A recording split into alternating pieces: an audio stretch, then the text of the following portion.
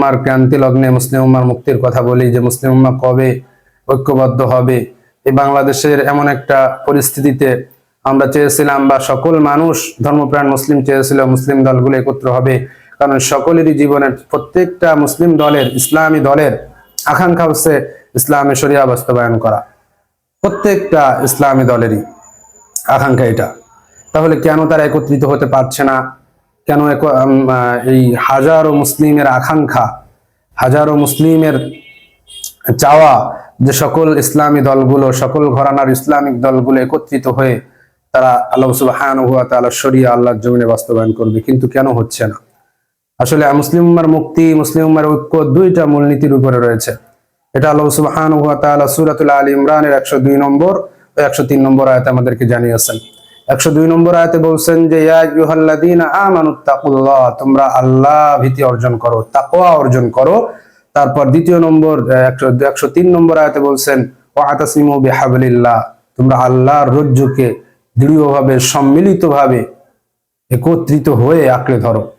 তাহলে প্রথম মূলনীতি হচ্ছে তাকওয়া অর্জন করা, আল্লাহ ভীতি, এবং দ্বিতীয় মূলনীতি হচ্ছে আল্লাহ সুবহানাহু ওয়া তাআলার রজ্জুকে, কোরআনকে সম্মিলিতভাবে আঁকড়ে ধরা। এই সম্মিলিতভাবে আঁকড়ে এই দুইটা মূলনীতি যদি আমরা ঠিকঠাক থাকতে পারি, তাহলেই এই ইসলামী ঐক্য প্রতিষ্ঠিত হওয়া এবং স্থিতিশীল হওয়া এবং এই ইসলামী ঐক্য সম্ভব। নচেত এই দুইটা মূলনীতির বাইরে যে যদি আমরা ইসলামী ঐক্য ভাবার চিন্তা করি, তাহলে আমাদের ইসলামী ঐক্য হচ্ছে না, হবে না। এই জন্য, কারণ তাকওয়া এবং আল্লাহ সুবহানাহু ওয়া তাআলার হুকুম, আহকাম, আল্লাহ সুবহানাহু ওয়া তাআলার রজ্জুকে শক্তভাবে ধরার এই আকাঙ্ক্ষা, এই দুইটা মূলনীতি যদি না থাকে, এই দুইটা মূলনীতির মধ্যে যদি অন্য কিছু ঢুকে যায়, এই দুইটা মূলনীতির মধ্যে যদি ক্ষমতার লোভ, মোহ, নেতৃত্বের লোভ, মোহ, এইগুলো ঢুকে যায়, তাহলে ঐক্য সম্ভব নয়। আল্লাহ সুবহানাহু ওয়া তাআলা বলেন যে তোমরা একত্রিত হও, ওয়ালা তাফাররাকু, এবং পৃথক হও না, তোমরা দলে দলে বিভক্ত হয়েও যেও না। তোমরা এই দুইটা মূলনীতিকে আঁকড়ে ধরো। এই দুইটা মূলনীতিই হবে তোমাদের উম্মার ঐক্যের চাবিকাঠি। তোমাদের উম্মার ঐক্যের মূলনীতিই হবে লা ইলাহা ইল্লাল্লাহ। এই লা ইলাহা ইল্লাল্লাহ হচ্ছে এমন একটা রশি, এই রশিটাই হবে উম্মার ঐক্যের মূলনীতি। কিন্তু আমরা উম্মার ঐক্যের মূলনীতি বানিয়েছি বিভিন্ন মত পার্থক্য, কোরআন এবং হাদিস ব্যাখ্যা বিশ্লেষণ করতে যে অনেক ধরনের মত, অনেক ধরনের মানুষ নানা মতে বিভক্ত হয়ে গিয়েছে। এই নানা মতের মানুষদেরকে এক মতে আনার জন্য আমরা চেষ্টা করছি বিভিন্ন দলিলের ব্যাখ্যা দিয়ে, যে না এটা আমারটা ঠিক, ও বলছে আমারটা ঠিক। এইভাবে করে আমরা আমার মতটাকে প্রতিষ্ঠা করার জন্য, আমি আমার এজেন্ডা বাস্তবায়ন করার জন্য অন্যদেরকে বলছি যে না আসো, আমারটা সঠিক, আমার কাছেই আসো। কিন্তু কোরআন এবং হাদিসের ব্যাখ্যা বিশ্লেষণে ইজতিহাদগতভাবে এই পার্থক্যটা তো আমরা সাহাবীদের যুগেও দেখেছি, তাবিদের যুগে দেখেছি, কিন্তু তাদের মধ্যে এই দলভেদ, মত পার্থক্য আমরা দেখিনি। এজন্য ইখতিলাফ তো একটা ঐশ্বরিক নীতি, এটা রহমত, কিন্তু ইফতিরাক, দলাদলি হওয়া, পৃথক হয়ে যাওয়া, এটা হারাম, এটা ইসলামে বৈধ নয়। কিন্তু আমরা আজকে ইখতিলাফের নাম বলে আমরা ইফতিরাক করছি।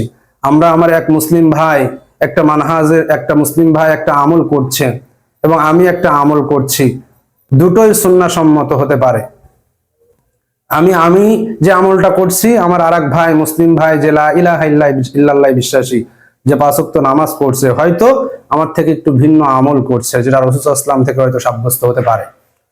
এর কারণে আমি তাকে শত্রু জ্ঞান করছি যে না, সে তো আমার মতো না, কিন্তু সে তো লা ইলাহা ইল্লাল্লাহ পড়েছিল, আল্লাহতে বিশ্বাস করেছিল, শিরিক করেনি, কিন্তু আমি তাকে ভাই হিসেবে মেনে নিতে পারিনি, কারণ আমার মাসলাকের না, আমার মতো আমল করছে না, আমার আমলের সাথে ইখতিলাফ করছে। কিন্তু সে তো লা ইলাহা ইল্লাল্লাহ ইখতিলাফ করেনি, সে তো আল্লাহ সুবহানাহু ওয়া তাআলার কোরআন নিয়ে ইখতিলাফ করেনি, সে তো রাসূল সাল্লাল্লাহু আলাইহি ওয়াসাল্লামের সুন্নাহ নিয়ে, রিসালাত নিয়ে ইখতিলাফ করেনি। সে ইখতিলাফ করেছিল শাখা পোশাকত ফুরুই মাসাইল নিয়ে। এই ইখতিলাফ গুলো সাহাবীদের যুগে ছিল, কিন্তু সাহাবীরা কি করেছিল? তারা লা ইলাহা ইল্লাল্লাহর এই রশিটাকে আঁকড়ে ধরেছিল, কিন্তু তারা ইজতিহাদগতভাবে অনেকেই অনেক রকম মত দিয়েছিল, কিন্তু এই মতটা কখনো তাদের দলভেদ হওয়ার কারণ হয়ে দাঁড়িয়েছিল না। কিন্তু আজকে আমাদের এই মুসলিম উম্মার সবচেয়ে বড় মুসিবতের হলো এই ইখতিলাফটা আমাদের দলভেদের কারণ হয়ে গিয়েছে। এই ইখতিলাফটা আমাদের ইফতিরাক, বিভিন্ন দলে উপদলে বিভেদ সৃষ্টি করে দিয়ে আমরা মুসলিমরাই, এই কালেমা পড়া এক মুসলিম ভাই আর এক মুসলিম ভাইয়ের প্রতি এমন ভাবে বিদ্বেষ পোষণ করছি যেভাবে বারা করতে হতো একজন অমুসলিমকে, যেভাবে বারা করতে হতো কাফের মুশরিকদের, যেভাবে বারা করতে হতো, বিদ্বেষ পোষণ করতে হতো ইসলামের শত্রুদের।